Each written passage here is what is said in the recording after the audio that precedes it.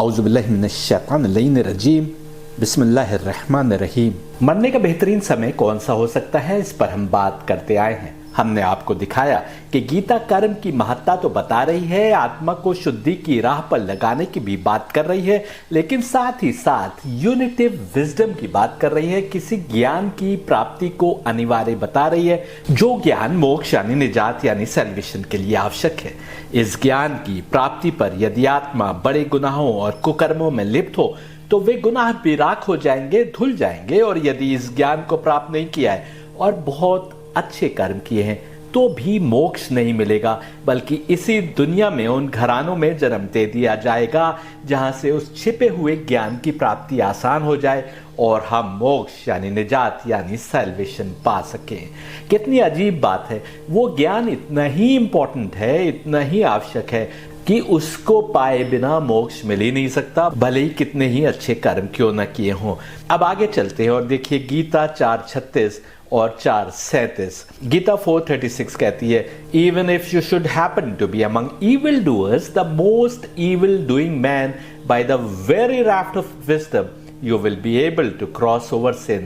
Just as fire when kindled reduces to ashes the fuel, O Arjun, likewise the fire of wisdom reduces all works to ashes.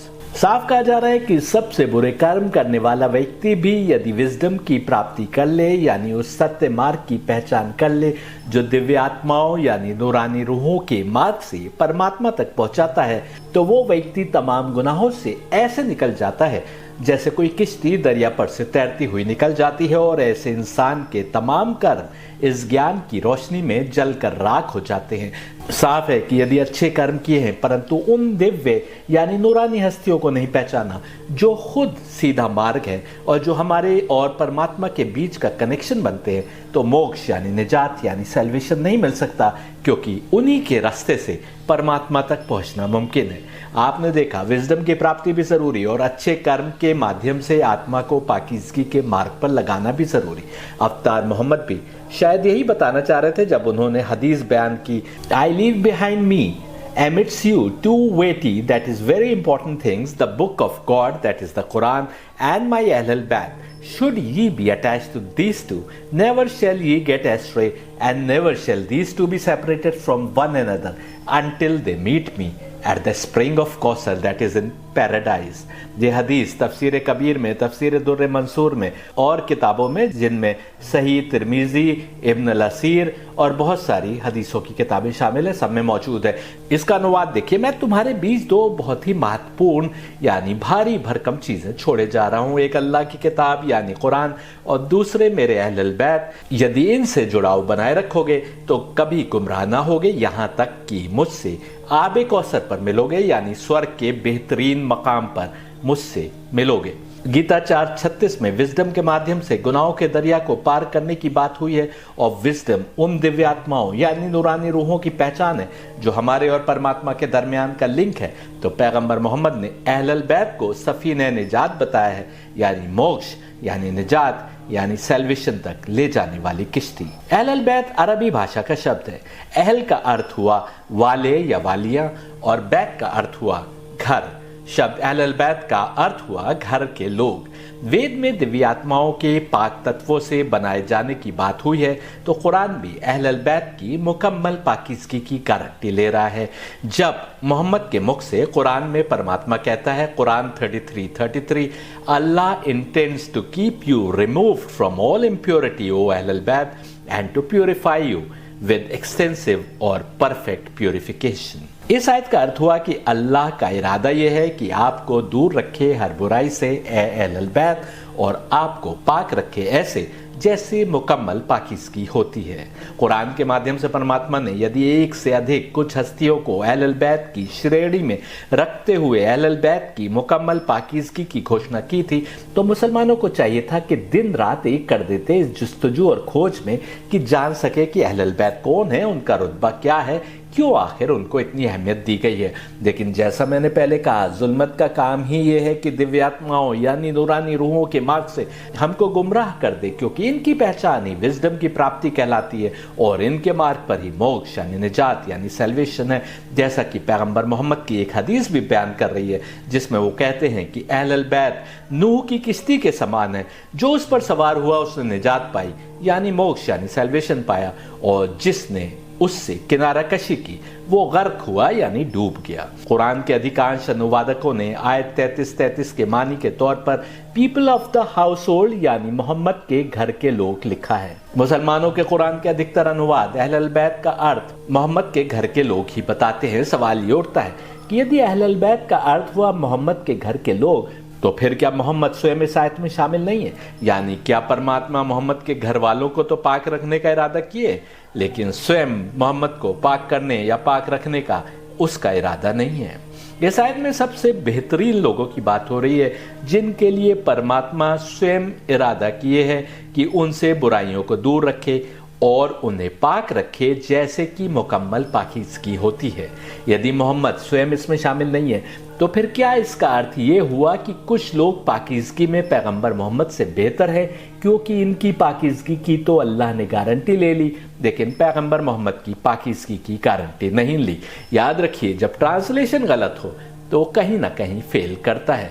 यदि इस आयत को पैगंबर मोहम्मद के घर के लोग के रूप में अनुवाद करते हैं, जैसा कि अधिकतर अनुवादक करते हैं, तो फिर ये आयत कुरान की एक और आयत के विपरीत बात करती नजर आती है, जिसमें पैगंबर मोहम्मद की 2 पत्नियों के लिए कहा जा रहा है कि उनके दिल टेढ़े हैं, उन्होंने गुनाह किया है और उनसे तौबा करने की बात हो रही है। भले ही क्षणिक तौर पर गुनाह किया और अल्लाह ने माफ कर दिया, परंतु मुकम्मल पाकीज़गी की जब बात कुरान कर रहा है तो उसमें तो क्षणिक तौर पर किए गए गुनाह की गुंजाइश भी नहीं।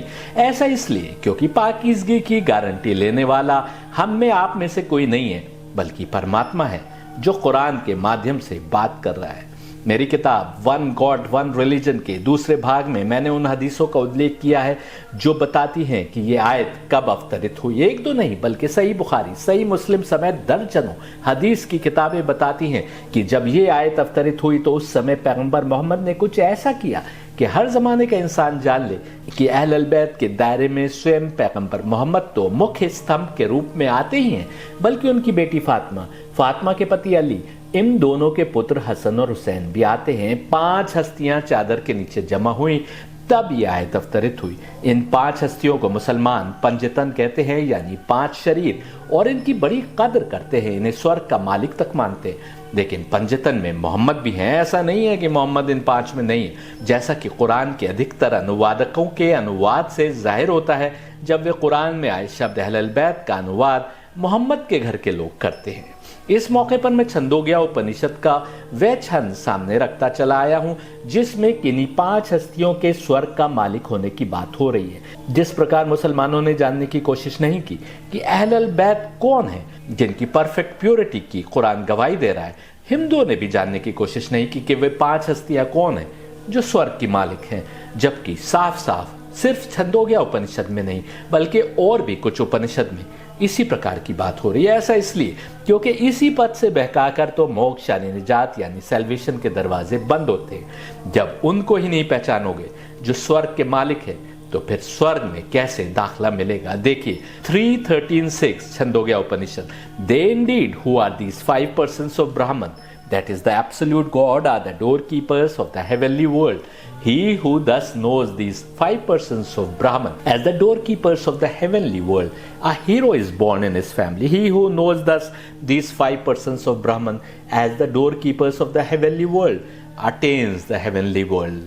हमने अभी आपको हदीस सुनाई जिसमें पैगंबर मोहम्मद कह रहे हैं कि मैं तुम्हारे बीच 2 ग्रा कद्र भारी भरकम चीजें छोड़कर जा रहा हूं, यदि उनको थामे रहोगे तो कभी गुमराह नहीं होगे, यहां तक कि मुझसे स्वर्ग पर आकर मिलो। जिससे साबित होता है कि पैगंबर मोहम्मद का स्वर्ग में कोई रोल है, और पैगंबर मोहम्मद की स्वयं की हदीसें अली को स्वर्ग के मर्दों का सरदार, फातिमा को स्वर्ग की औरतों का सरदार और हसन और हुसैन को स्वर्ग के नौजवानों का सरदार बता रही हैं। तो 5 हस्तियों की बात छंदोग्या उपनिषद कर रहा है जो स्वर्ग की मालिक है, और इधर कोई कह रहा है, यानी पैगंबर मोहम्मद के मुंह से उन हस्तियों को पहचानवाया जा रहा है जो चादर के नीचे आई, कि ये स्वर्ग की मालिक हैं, इनका बड़ा रोल है इस सृष्टि में और डिवाइन क्रिएशन प्लान में। यहाँ बहुत ही रोचक बात बताना आवश्यक है। वेद और उपनिषदों में परमात्मा द्वारा क्रिएट किए गए एक नूर से 7 दिव्य आत्माओं के क्रिएशन की बात हुई, जिसमें एक देवी है। हम दिखाते आए हैं कि मोक्ष यानी निजात यानी सैल्वेशन की जिम्मेदार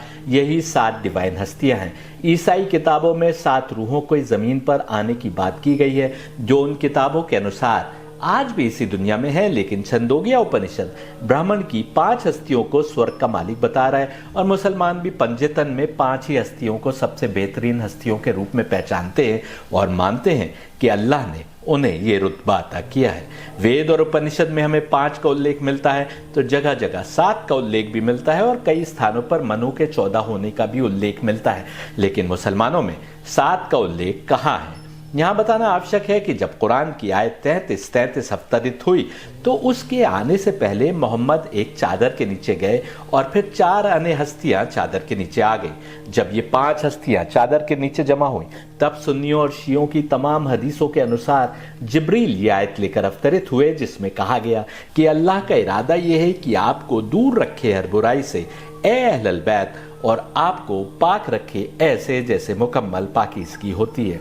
कुछ हदीसों में यहाँ तक उल्लेख है कि पैगंबर मोहम्मद की एक पत्नी ने इस चादर के नीचे आने की अनुमति चाही, तो पैगंबर मोहम्मद ने ये कहते हुए मना कर दिया कि तुम इस चादर के नीचे नहीं आ सकती, हालांकि तुम खैर पर हो, यानी तुम सही मार्ग पर चलने वालों में से हो। कुछ अन्य हदीसों में स्वयं पैगंबर मोहम्मद की एक दूसरी पत्नी आयशा गवाही देती हैं कि वे चादर के नीचे जमा होने वाली हस्तियों में से नहीं हैं।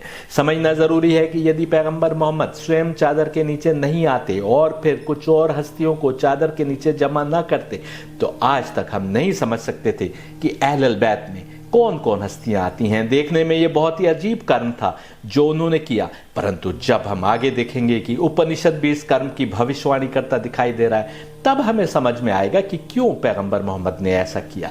चादर के नीचे 5 हस्तियों के जमा होने से और फिर जिब्रील के उस चादर के अंदर आकर आयत बयान करने से न केवल उन डिवाइन हस्तियों की पहचान एकदम साफ हो गई, जिनके शरीर में मौजूद नूरानी रूह को पाक रखने की परमात्मा कुरान में गारंटी ले रहा है, बल्कि यह भी साफ हो गया कि कुछ ना कुछ तो है कि ये हस्तियां आम इंसानों से जुदा हैं। एक और महत्वपूर्ण पॉइंट समझना आवश्यक है। हालांकि दुनिया ने देखा कि चादर के नीचे जो हस्तियां जमा थीं, जिनके जमा होने पर कुरान की आयत अवतरित हुई, जो उन हस्तियों की मुकम्मल पाकीज़गी की गारंटी ले रही थी, वे 5 ही हस्तियां थी, यानी फातिमा, उनके पिता मोहम्मद, उनके पति अली और उनके पुत्र हसन और हुसैन।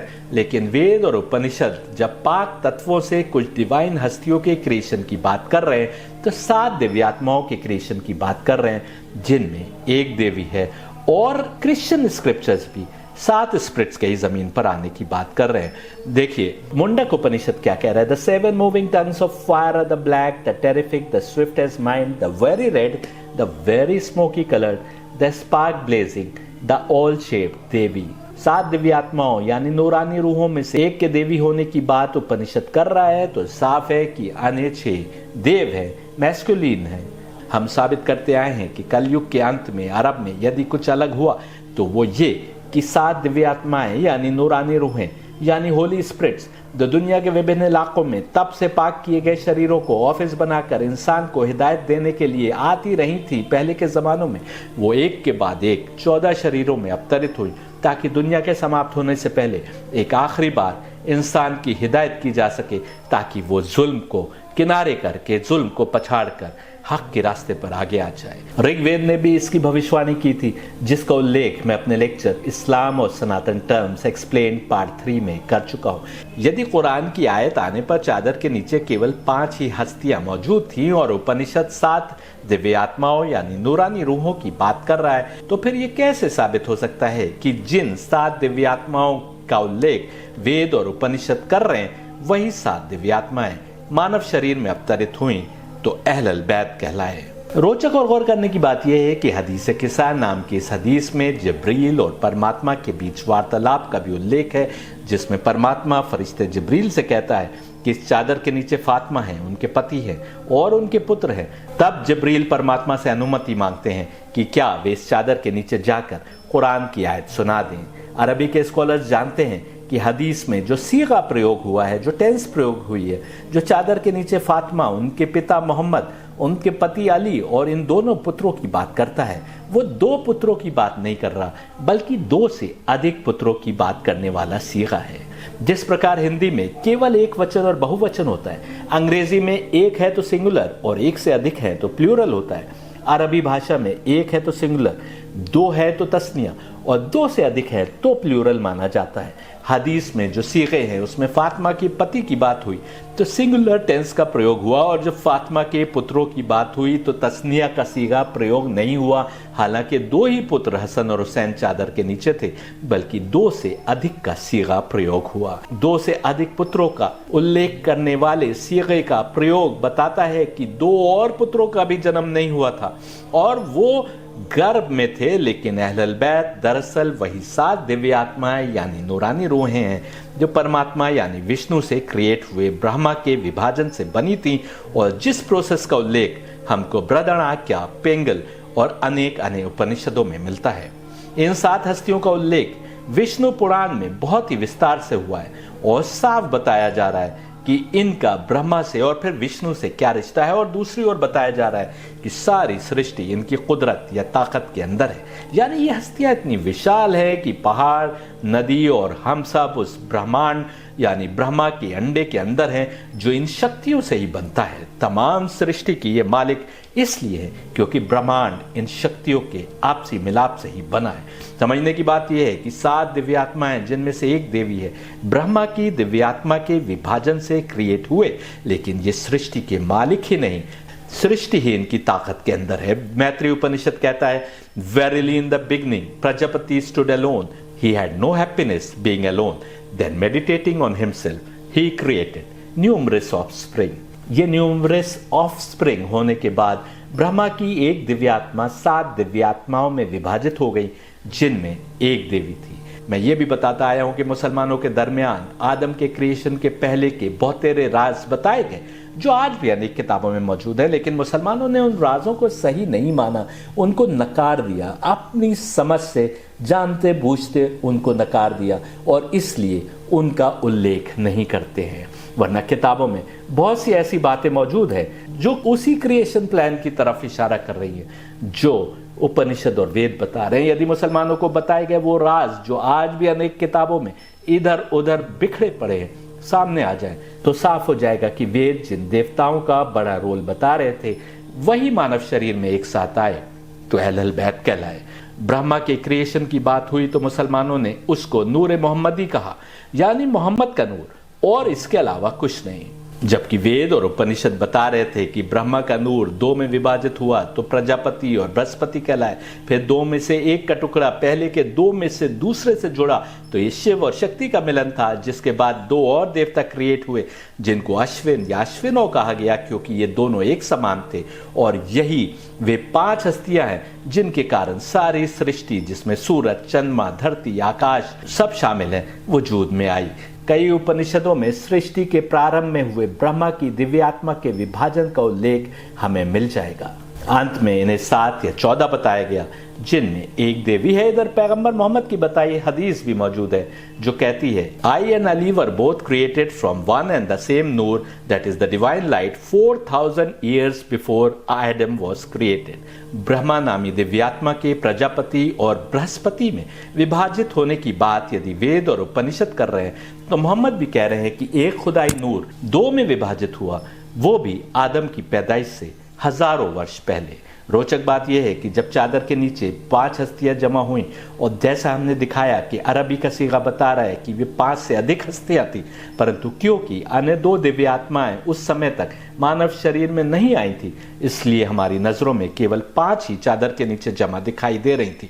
जहां वेद और उपनिषद दिव्यात्माओं के क्रिएशन के बाद सारी सृष्टि के क्रिएशन की बात करते हैं, उसी प्रकार हदीस किस्सा भी इन 5 हस्तियों के लिए कहती है कि जिब्रील ने चादर के बाहर आकर मोहम्मद से परमात्मा का पैगाम सुनाया और उनसे चादर के अंदर दाखिल होने की अनुमति मांगी ताकि वे 5 में छठे हो जाएं। जिब्रील ने कहा, peace be on you O prophet of Allah, The All Highest conveys his peace on you and his salutation, and has sworn by his honor and glory that he has not created the erected sky, the spread earth, the illuminated moon, the bright sun, the rotating universe, the flowing seas, and the sailing ships, but for your sake and your love, God has given me permission to enter the vestment with you. Do you also give me permission, O Prophet of Allah? इतनी बड़ी बात भला कोई कह सकता है? यही कारण है कि अनेक मुसलमान इस हदीस को लेकर अचरज में पड़ जाते हैं और बहुतेरे इसको नकार देते। परंतु यदि वेद और उपनिषद पढ़े होते तो न केवल इन जैसी अनेक हदीसों को सही माना होता, बल्कि इन हस्तियों के सही रोल को जो उनके बीच आई समझ लिया होता। जब हदीस किस्सा में चादर के नीचे जमा हस्तियों को पहचानवाया गया तो क्योंकि उस समय तक केवल 5 ही दिव्य आत्माएं मानव शरीर में आई थीं, इसलिए चादर के नीचे तो हमें 5 ही दिखाई दी। लेकिन हदीस के शब्दों से साफ था कि ये 5 से अधिक है, क्योंकि अरबी भाषा का सीगा फातिमा और अली के 2 पुत्रों की बात न करते हुए 2 से अधिक पुत्रों का उल्लेख करता है। 2 और दिव्य आत्माओं यानी नूरानी रूहों का भी मानव शरीर में आना बाकी था, और इस प्रकार हम पाते हैं कि ये 7 दिव्य आत्माएं यानी नूरानी रूहें थी जो अंतिम जमाने में 14 शरीर में आईं, तब अहलुल बैत कहलाई। यही समझाने के लिए बृहदारण्यक उपनिषद ने एक उल्टे रखे कटोरे के अंदर 7 हस्तियों को दिखाया, जिसके अंदर तमाम सृष्टि समाई है। देखिए Brihadaranyaka Upanishad 2:5-3। On this there is the following verse. There is a bowl with its mouth below and bottom up. In it is placed the glory of manifold forms. On its rim sits 7 seers, and speech, that is Gabriel, as the 8th, communicates with Brahman. What is called the bowl with its mouth below and bottom up is the head, for it is the bowl with its mouth below and bottom up. In it is placed the glory of manifold forms. Prans, that is Atmas, verily are where the glory of manifold forms is placed. Thus he says Atmas. On its rim sits 7 seers. Verily, the Atmas are the seers. Thus he says Atmas. Speech as the 8th communicates with Brahman, for speech as an 8th communicates with Brahman. और फिर बृहदारण्यक उपनिषद 2:5-4 कहता है, These 2 here are Gautam and Bhardwaj. This is Gautam and this is Bhardwaj. These 2 here are Vishwamitra and Jamadagni. This is Vishwamitra and this is Jamadagni. These 2 here are Vashisht and Kashyap. This is Vashisht, this is Kashyap. The tongue is Atri, for by the tongue food is eaten. Verily, eating is the same as the name Atri. He who knows this becomes the eater of everything. Everything becomes his food. उपनिषद के जो जानकार मेरे तर्क को सही नहीं मानेंगे और नकार देंगे, वे समझाएं कि बृहदारण्यक उपनिषद में क्या बात हो रही है। दरअसल इन 7 दिव्यात्माओं यानी नूरानी रूहों को इतने सारे नामों से याद किया गया है कि उपनिषद के जानकारों का कंफ्यूज हो जाना समझ में आता है। एक बात जो साफ हो रही है वो ये कि स्पीच का उपनिषदों में जहां जहां उपयोग हुआ है वो जिब्रील के लिए उपयोग हुआ है। सप्त ऋषियों के बाद गीता ने भी की है और हम नहीं समझ पाए कि किन हस्तियों की बात हो रही है। सप्त ऋषि दरअसल आत्मा है, द आत्माज आर द सीयर्स, बिल्कुल साफ कहा जा रहा है उपनिषद में। परंतु ये राज भी कैसे समझ आता जब तक कि हदीस किस्सा ना सुनी हो। इसके अतिरिक्त इस उपनिषद में सप्त ऋषियों यानी 7 हस्तियों का ब्राह्मण यानी अल्लाह से रिश्ता साफ दिखाई दे रहा है। आप स्वयं देख सकते हैं कि जहां सप्त ऋषियों की बात हो रही है वहीं ब्राह्मण यानी अल्लाह की भी बात हो रही है। ब्रह्मा नाम की दिव्य आत्मा जो विष्णु यानी परमात्मा से क्रिएट हुई थी, उस एक दिव्य आत्मा से बनी इन 7 दिव्य आत्माओं यानी देवताओं का आपस में क्या रिश्ता है, ये हम विष्णु पुराण के इस उल्लेख में देख सकते हैं। They are severely united but existed as distinguishable according to their qualities as soothing, terrific, stupefying, but possessing various energies, and being unconnected they could not without combination create living beings, not having blended with each other, having combined therefore with one another, they assumed through their mutual association the character of one mass of entire unity, and this all combined together formed a vast egg called Brahma, and through this Vishnu, the Lord of the universe, whose essence is inscrutable, assumed a perceptible form, and even he himself abided in it in the character of Brahma. Its womb, vast as the mountain Meru, was composed of the mountains, and the mighty oceans were the waters that filled its cavity. In that egg, O Brahman, were the continents and seas and mountains, the planets and divisions of the universe, the devtas, the demons and mankind. and this egg was externally invested by 7 natural envelopes and by the 3-folded embodied soul and the 10-fold divinities. Next came the principle of intelligence of Mahat, and finally the whole was surrounded by the indiscrete principle, resembling thus the coconut, filled interiorly with pulp and exteriorly covered by husk and rind. साफ कहा जा रहा है कि वे 7 शक्तियां अपनी अपनी quality के कारण पहचानी जा सकती हैं, लेकिन फिर भी एक ही है। इनको विभिन्न ताकतें दी गई हैं, जैसे किसी को वर्षा का मालिक बनाया तो किसी को मौत और जिंदगी देने का, किसी को पुत्र पुत्रियां देने का और किसी को दौलत देने का। ये शक्तियां जब आपस में मिलती हैं तो विभिन्न रूप में जीवन क्रिएट होता है। ये शक्तियां जब एक होती हैं तो ब्रह्मा कहलाती हैं। आप पुराण के उल्लेख में देख सकते हैं कि कैसे इनकी उत्पत्ति विष्णु से हुई। तमाम महाद्वीप, समुद्र और पहाड़, ग्रह और सृष्टि के हिस्से, देवता, असुर और इंसान इन्हीं दिव्य आत्माओं से पैदा होते हैं। यही 7 दिव्य आत्माएं जब तप से पाक किए गए किसी शरीर को अपने ऑफिस के रूप में चुनती हैं ताकि उस शरीर के माध्यम से इंसान को हिदायत दी जा सके, तो वह अवतार कहलाता है। यही कारण है कि एक उपनिषद में कहा गया कि बतौर दिव्य आत्मा वे असीम शक्ति की मालिक है, परंतु मैनिफेस्ट नेचर में यानी जब वे शक्तियां मानव शरीर को चुनती है तो उनकी ताकत सीमित होती है। केवल विष्णु पुराण के इस उल्लेख से मुसलमान समझ सकते हैं कि क्यों हदीसे किस्सा में चादर के नीचे जमा हस्तियों के लिए अल्लाह की ओर से कहा गया कि ये आसमान, ये फैली हुई पृथ्वी, ये चमकता हुआ चंद्रमा, रोशन सूरज, घूमती हुई सृष्टि, बहते हुए समुद्र और उसमें तैरती हुई किश्तियां इन्हीं अहल बैत के कारण और इनकी मोहब्बत में क्रिएट की गई।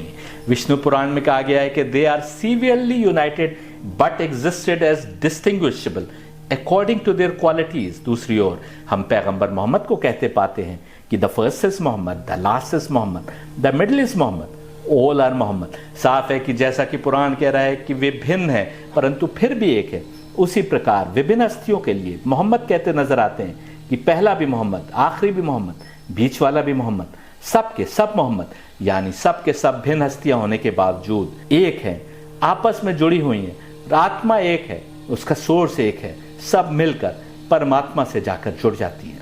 आप उपनिषद और पुराण के उल्लेख पढ़ते चले जाइए। इन दिव्य आत्माओं को असीम ताकत का मालिक बताया गया है, सारी क्रिएशन को चलाने में इनका रोल बताया गया है, लेकिन इनसे ऊपर परमात्मा को बताया गया है। क्या तमाम सृष्टि में आपने किसी और को इस प्रकार का दावा करते सुना है? अहल बैत में से एक जाफर सादिक शायद यही बताना चाह रहे थे जब उन्होंने कहा कि तुम हमारे बारे में जितनी बड़ाई सोच सकते हो सोच लो, तुम हमको उससे बड़ा पाओगे।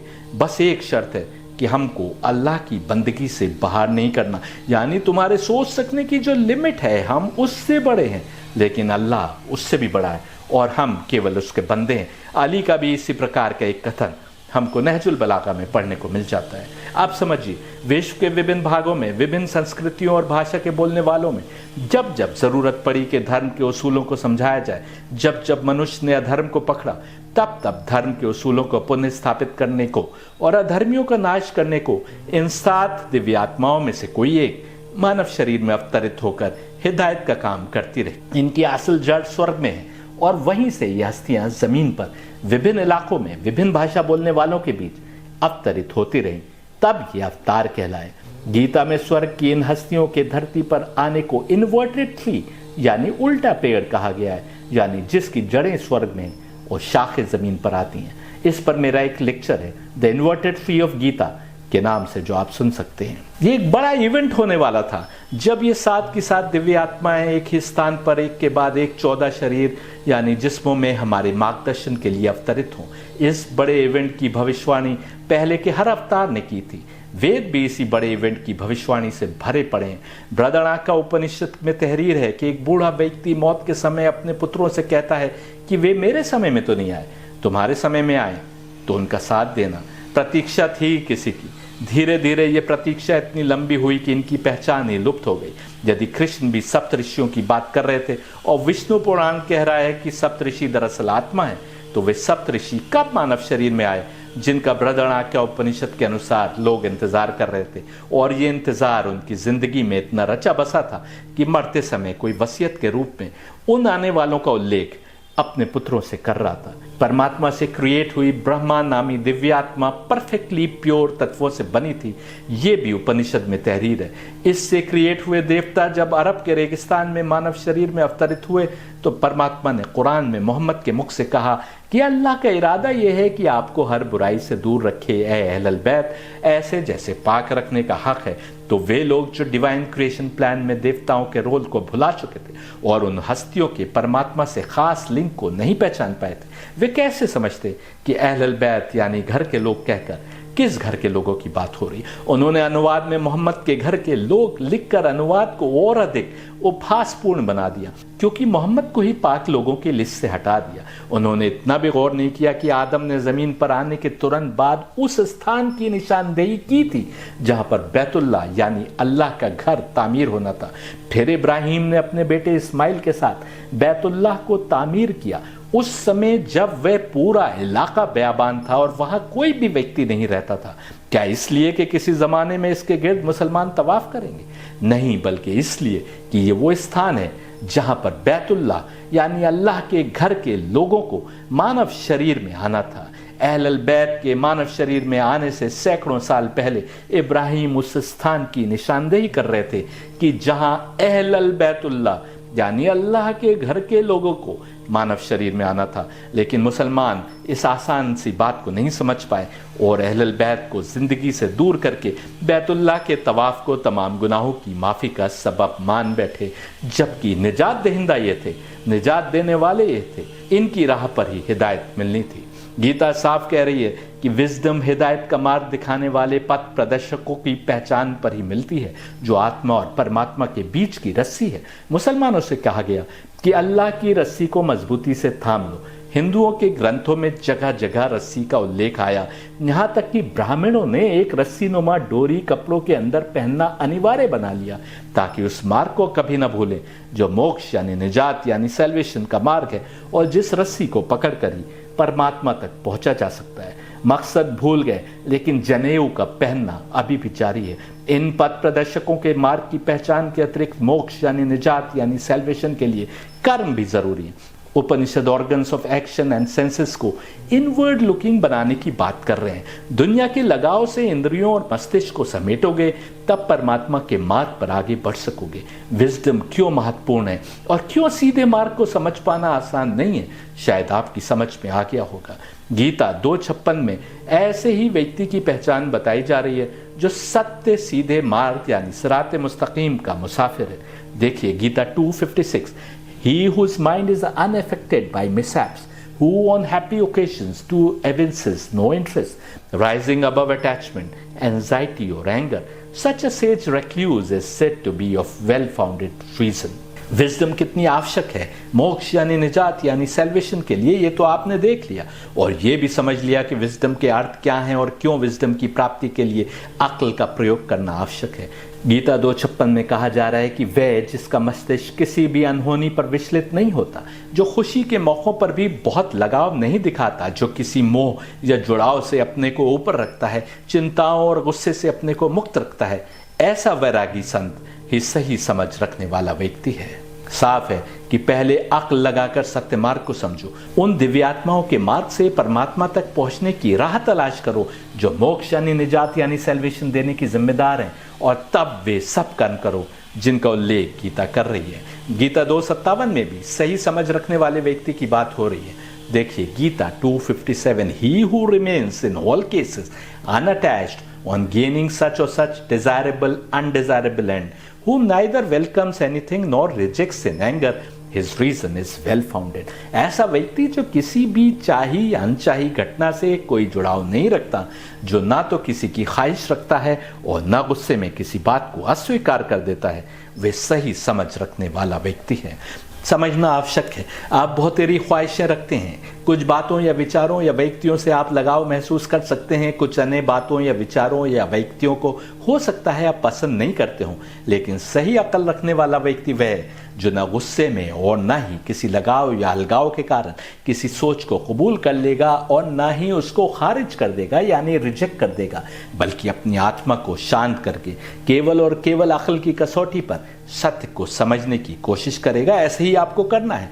जो मैं बता रहा हूँ जो समझा हुआ सत्य मार्ग मैं आपके सामने पेश कर रहा हूं। ऐसा व्यक्ति ही गीता के अनुसार सही अकल रखने वाला व्यक्ति है और ऐसे व्यक्ति को ही विजडम की प्राप्ति होगी, जो समझने वालों के लिए एक बड़ा दर्जा है। आगे गीता 2:58 में इंद्रियों को सिकोड़ने की बात हो रही है। Gita 2:58 again, as when a tortoise retracts its limbs from all sides the senses are withdrawn from objects of sense interest, his reason is well founded.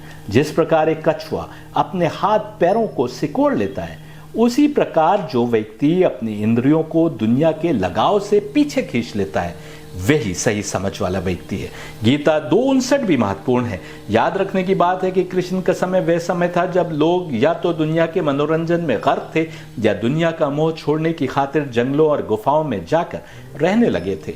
विभिन्न प्रकार की तपस्या के माध्यम से शरीर को कष्ट पहुंचाते थे और इसको धर्म की खातिर करते थे। विवाह न करने का प्रण कर लेते थे और जीवन भर ब्रह्मचारी रहते थे। इस मंत्र में उन लोगों की बात की गई है जो ऐसा करते हैं। गीता 2:59 देखिए, objective interest revert without the relish for them on starving the embodied of them, even the relish reverts on the one beyond being sighted। मंत्र कह रहा है कि ना तो किसी कर्म के प्रति मनोरंजन और मजा और ना ही उससे अपने को दूर रखने का कोई औचित्य है। सेक्स स्टार्वेशन को ले लीजिए, क्या विवाह ना करने की कसम खा लेना सेक्स के प्रति रुचि या आकर्षण को समाप्त कर देगा? ये तभी होगा जब व्यक्ति की सोच इस आकर्षण से आगे बढ़ जाए, वो परमात्मा में लीन होने में अपना मजा खोजे। हर शरीर रखने वाले में सेक्स की चाहत कुदरत ने ही बनाई है, उसी परमात्मा ने बनाई है जिसके करीब हमको होना है। यही कारण है कि अत्यधिक सेक्स या सेक्स से अपने को दूर रखने से कोई लाभ नहीं। सही समझ रखने वाला वो है जो परमेश्वर को पाकर प्रसन्न हो जाए, बस उसमें ही रमा रहे। गीता 2:60 देखिए, even with the man of wisdom O son of Kunti, in spite of his effort excited sense interest can forcibly distract the mind. Gita 2:60 में उन लोगों की बात हो रही है जिन्होंने विजडम प्राप्त कर ली, यानी जिन्होंने उन खुदाई पथ प्रदर्शकों की समझ बना ली जो हमारी हिदायत के जिम्मेदार है। ऐसे लोग भी यदि अपनी इंद्रियों पर काबू नहीं रखेंगे तो उनके मस्तिष्क गुमराह हो जाएंगे। साफ कहा जा रहा है कि सत्य मार्ग की समझ पैदा कर लेना ही काफी नहीं है, बल्कि ऐसे लोगों को भी अपनी आत्मा को सत्य मार्ग पर बढ़ाने के लिए कोशिश करना होगी।